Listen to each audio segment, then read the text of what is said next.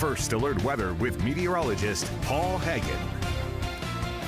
Pinch hitting for meteorologist Eric Garlick on this Saturday morning, a hazy Saturday morning. The sun is up over uptown Charlotte, but you see just that kind of haze on the horizon. That's the humidity, and it is going to be abundant as we head through the weekend. That fuels the potential for some scattered thunderstorms. We'll talk about that momentarily.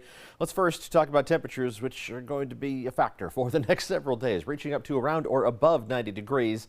The balance this time of year is either you have above average storm chances and below average temperatures. That's what we had earlier this week, or back to normal storm chances, 20 to 30%. That's what we have today and tomorrow, and warmer temperatures. So we're going to reach up to just above 90 for a high this afternoon. Of course, the air temperature is only one part of the story. It will feel hotter. Upper 80s and low 90s for most of us. Better storm chances as you go up in elevation to the foothills and the mountains, and that will limit your temperatures to only around 80 degrees in the mountains, but still abundant mugginess. Temperatures will feel like 100 this afternoon. Today's the coolest day, both in terms of air temperature and heat index in the entire 7-day forecast. Things are really going to be oppressive by Tuesday, Wednesday, and Thursday of next week. Mid-90s for high temperatures will feel like close to 105, so it's possible we get some heat advisories issued by the middle of next week.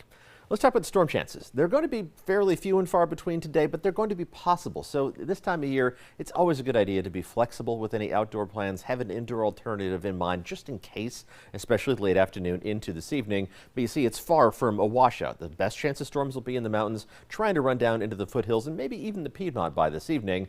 And then those storms fade off the radar by overnight. We fire things up again tomorrow. This forecast model is a little more aggressive, trying to bring more widespread storms across the region. There are others that kind of back off a little bit and say not so fast.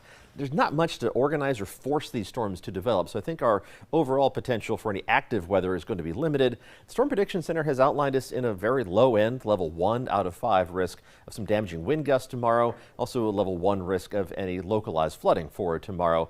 Not overly concerned about either of those threats at this point because, again, I just don't think there's going to be a whole lot to organize these storms into anything that would be more impactful.